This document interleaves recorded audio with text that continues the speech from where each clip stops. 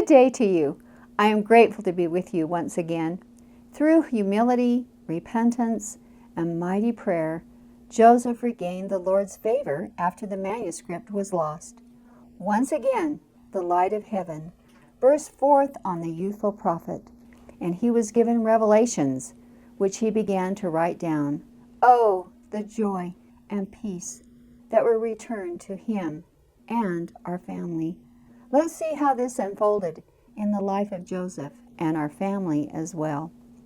Joseph returned home to Harmony in July after the manuscript was lost, and we did not hear from him for more than 2 months. Because of our concern, Joseph Sr. and I decided to visit Harmony, Pennsylvania. We didn't tell Joseph of our plans. When we were within 3/4 of a mile from his home, Joseph met us on the road. He knew that we were coming, most likely through the interpreters, and told his wife Emma that he was going out to meet us. His face shone with delight, and the joy he displayed, I could tell, was more than just seeing us. The first thing I saw when I entered his home was the Morocco trunk lying on Emma's dresser, which Joseph informed me contained the plates and the interpreters. Joseph said very little concerning his earlier trouble until evening. Then he related to us what had happened since we saw him last in Manchester. Returning home to Emma in July, he said, I began humbling myself in mighty prayer before the Lord, as I poured out my soul to him, asking and pleading that I might obtain mercy at his hands and be forgiven of all that I had done contrary to his will. Moroni, the angel of the Lord, stood before me not far from our home and answered me by handing me the interpreters. Here I saw a divine message from the Lord, which said, the works and the designs and purposes of God cannot be frustrated, neither can they come to naught. These words were reassuring, but they soon gave way to reproof. I had sinned in delivering the manuscript into the hands of a wicked man, as the Lord called Martin Harris, and I had to pay the consequences. I was commanded to repent of what I had done. I was informed that I was still chosen, and I was again called to be the Lord's prophet and seer. The Lord warned me to heed his word, and if I didn't, I would become like other men and have no more gift. I had to give back the plates and the interpreters into the angel's hands. Moroni told me that if I were humble and penitent, I would receive them again on the 22nd of September. I will add here that the Lord's rebuke of my son had stung him severely, but like the prophets of old, he wrote down the revelations given to him for others to read so that they could learn from them. Joseph went on to say, a few days after I received this first revelation, the interpreters and the plates were returned to me. So I inquired about the lost manuscript. The Lord informed me that alterations had been made by wicked men who now possessed the manuscript. The evil design was to await the retranslation of Lehi's account, which was recorded on the stolen pages. Then the wicked men were going to produce the altered manuscript and, by showing the discrepancies, would cast doubt on the work of God. The Lord informed me that I was not to translate Lehi's record again, as the same history had also been engraved on the small plates of Nephi, and I was to translate those plates instead. I continued my supplication to God without ceasing, and on the 22nd of September, I had the joy and the satisfaction of again receiving the interpreters and the plates. The angel Moroni was full of joy and rejoicing when he gave them to me. He told me that the Lord was pleased with my faithfulness and humility and loved me for my penitence and diligence in prayer. I have been able to do the work of translation again, and Emma writes for me. The angel told me that the Lord is going to send me a scribe, and I believe that he will. We also learned that the translation went slowly in the fall because Joseph had to earn money to get he and Emma through the winter. During the previous spring and summer, due to translating the plates, caring for Emma, finding out about the manuscript, and repenting, he hadn't been able to work much on his farm, and as a result, he didn't get the sufficient crops to sustain them.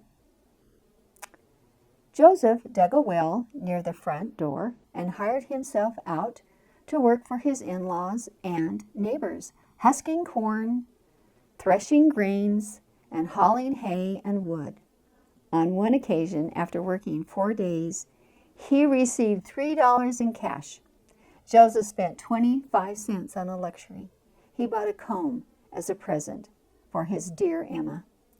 We returned home, relieved of the burden that had seemed too heavy to be borne. Joseph's spiritual blessings far outweighed anything that we had experienced before. We appreciated the sweetness from having drunk deeply of the bitter. When we arrived home, we found Sophronia and Samuel very ill and at the point of death. Hiram had moved over to the big house and stopped his business to take care of the children while we had been gone. Sophronia lay sick for 2 months.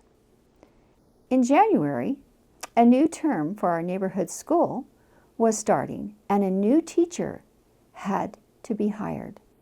Lyman Cowdery went to Hiram, one of the principal trustees, and applied for the job. A meeting of the trustees was called, and Mr. Cowdery was employed. However, Mr. Lyman Cowdery had to decline the job, but he brought his brother, Oliver Cowdery, to the trustees and asked them that they accept him in his place, as he knew the school would prosper under his brother's guidance.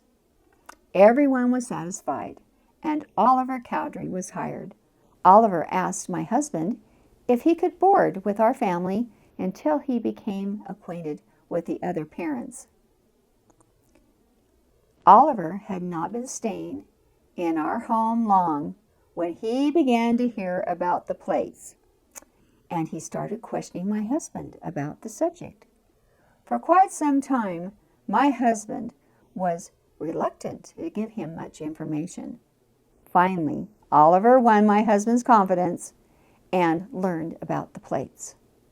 One day, Oliver came home from school and told my husband that he had been thinking deeply on the subject all day long, and he felt that he was to be Joseph's scribe.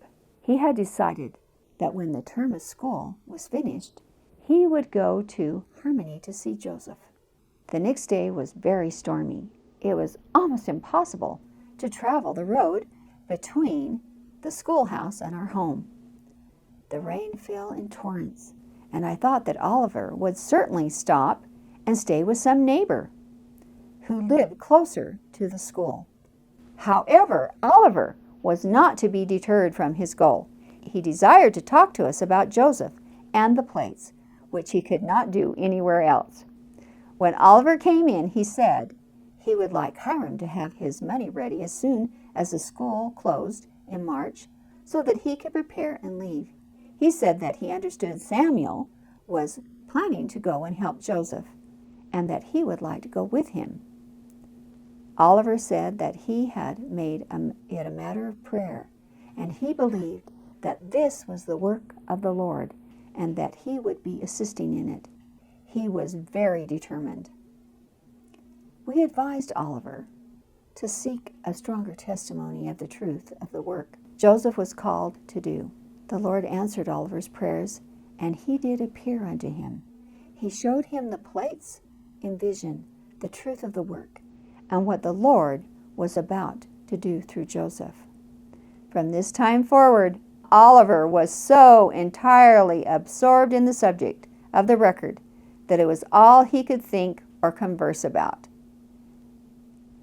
The end of our lease agreement came due, and we had to move out of our large, beautiful home.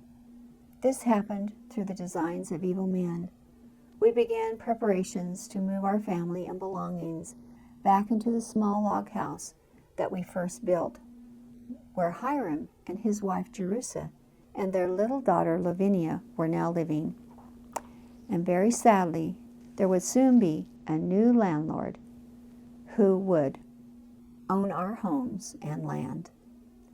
In the log cabin, I knew it would be crowded with our family and Hiram's together.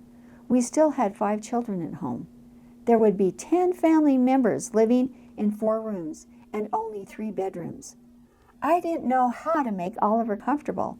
I mentioned to him that he should seek another place to stay. I told him that our present privations and misfortunes were upon us because we had turned our backs upon the world and had set our hearts on serving God. I pointed out to him that this would probably be his lot also if he did the same.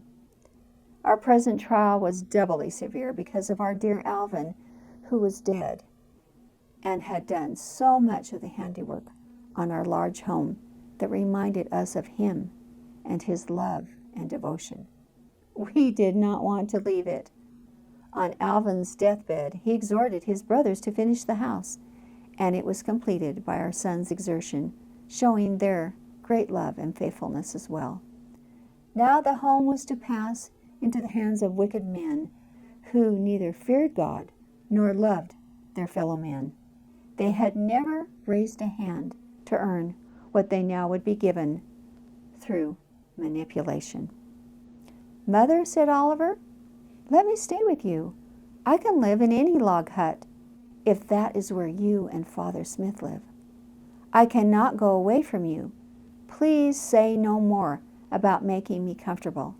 I said to him, "Well, Oliver, look around you and see this beautiful home and all that has been gathered for my happiness, which represents years of toil. I now give it up for the sake of Christ and salvation. I pray to God that He will help me to do so without a murmur or a tear. In the name of God, I give this home up, and I will not cast a longing look upon anything that I leave behind." Of course, we wanted Oliver to live with us. He was like a son, and he did live with us until the term was over. At the end of January, while Oliver was living with us, Joseph Sr. and Samuel went to see Joseph to help him tap his maple trees and boil the sap for a cash crop of maple syrup and sugar. Joseph and Emma were in a difficult financial situation. During their stay, Joseph received a revelation from the Lord for his father, which encouraged my husband. He was told that a marvelous work was about to come forth for the salvation of men, and the qualifications were given for those who desired to minister and to be part of that work. Can you imagine our joy at receiving these words of prophecy and instruction from the Lord Himself? In March, Mrs. Harris, the wife of Martin Harris, undertook to prove that Joseph never had the plates that he claimed to have. She wanted to cause trouble for Joseph and have him put behind bars.